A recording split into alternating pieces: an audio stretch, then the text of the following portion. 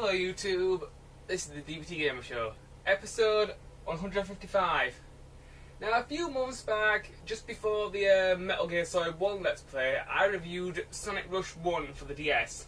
And it was a really good 2D Sonic game. So now the time has come to review the sequel. Sonic Rush 2, or if you prefer, Sonic Rush Adventure. So, let's get started.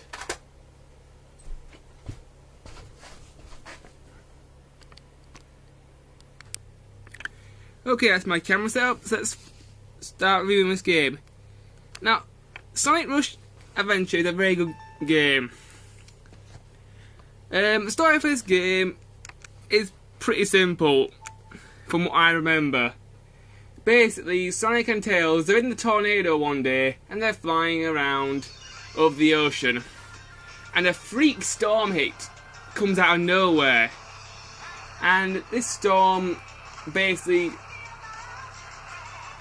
damages the tornado. The tornado gets struck by lightning and they end up crashing into this deserted island. This small raccoon called one moment,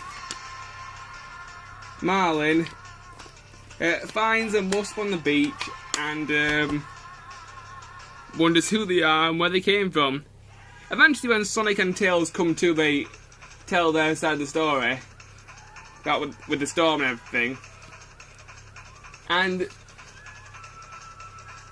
so they start thinking of ways that Sonic and Tails can get back home. Example, they start going through levels and looking for materials, because at the end of each level you get some materials so you can build boats and stuff. And they start looking for materials so they can get themselves off the island and back home, really.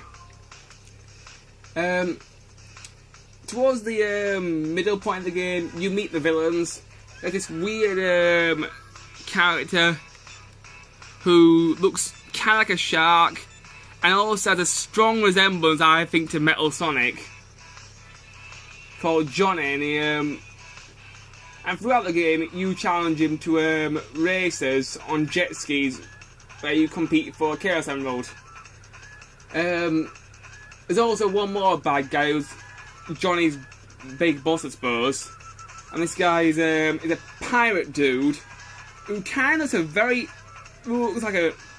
Well, he looks robotic, and he looks very similar to Dr. Robotnik, but he's more pirate-like, if you get what I mean. There's a small picture of him there. There we go. And he's looking for this scepter to bring about a great evil so he can take over this small colonies of islands, I think. And he's also looking for the Chaos Emerald, I think, as well.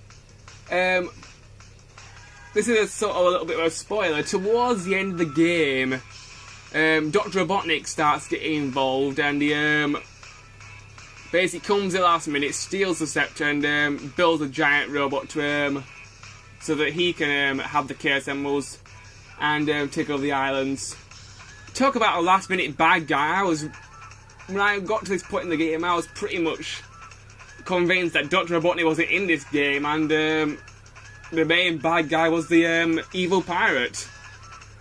But that's the basic storyline of the game. I can't remember all of it, but I haven't played this game for a while, but that's basically what I remember. Anyway, let's talk about the graphics of the game. The graphics of this game, they are very good. Sometimes the game's in 3D, sometimes the game is in 2D. The game even has a fully functional hub world sort of deal. It's got like a map where you can sort of select your next destination. And if you click on the destinations, the game sort of like goes 3D. You can walk around a small room or a small part of one of the islands. You can talk to characters and get missions and stuff. So the graphics are very good. Sega's put a lot of effort into making this game look 3D. Multiplayer for this game. Well, the multiplayer for this game, it's good, but it's very similar to the first Sonic Rush. I mean, You still got the stages where it's basically a race between Sonic and Blaze, and you basically race so you can get through the battle stage the fastest. It's basically like that. There's also a power up so you can slow your opponent down, but it's nothing special. Unlike Sonic Rush, you can actually do it online this time if you get some friend codes from your friends, so you can race your friends online, which can be quite fun if you can find anybody online. Since this game is quite old, not that many people play it anymore, especially online. Controls for this game. The controls for this game, they're very good. Let me just find an actual level and I'll talk about controls. Just before I talk about the controls for the actual action stage, as the 2D classic Sonic stage, I might as well talk about the driving levels. Basically, before you start each level, you must draw a path to the island. So I'm going to draw a little path on my touchscreen. And mount my jet ski and off we go. There are other ships in the game, but the jet ski is the one I use the most. One, because I like jet skis, and two, because I think jet skis are cool. The driving stage is basically you use the stylus to move Sonic around, and you also do actions with tricks. Like you stroke up if you want to do a trick or something. If you hold down the L or the R button, you can do boost, you can get to the island faster. On the top screen is a little map which shows your progress. There's also TVs which repair your ship if you get damaged. So if your ship gets too damaged, you will have to try again.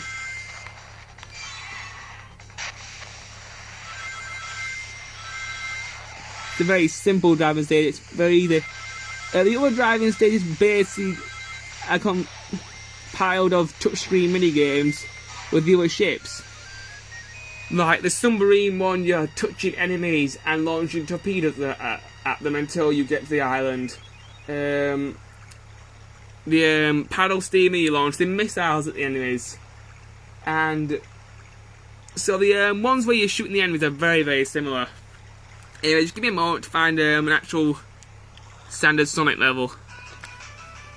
Okay, I've managed to find a level. This is one of the very first levels of the game. So, it's very similar to the first game. Basically, D-pad moves you around. A jumps, B jumps. X does nothing. Y makes you boost. If you press buttons out in the air, you can do tricks and stuff like that.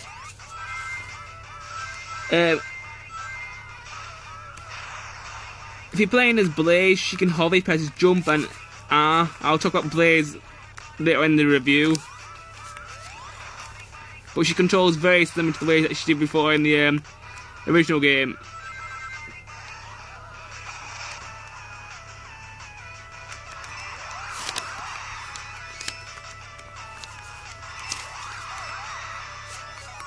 And that's basically what Sonic's level.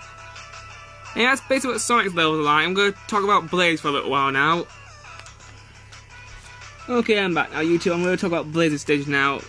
Blaze, she controls very similar to Sonic. If moving around's the same, A jumps, B jumps. If you press jump and R, you can hover. If you press Y, you can boost. She's very similar to what she was in the previous game. Press down, and A, you can do like a spin dash. Sonic can do this as well. She's just a pretty good character. I do enjoy playing with her when I get a chance.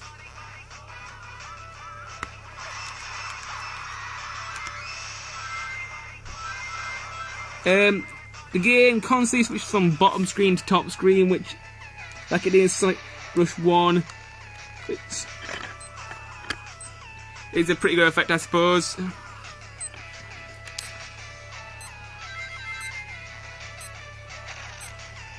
Anyway, YouTube, I've run out of time, so in the next part I will talk more about this game. Bye.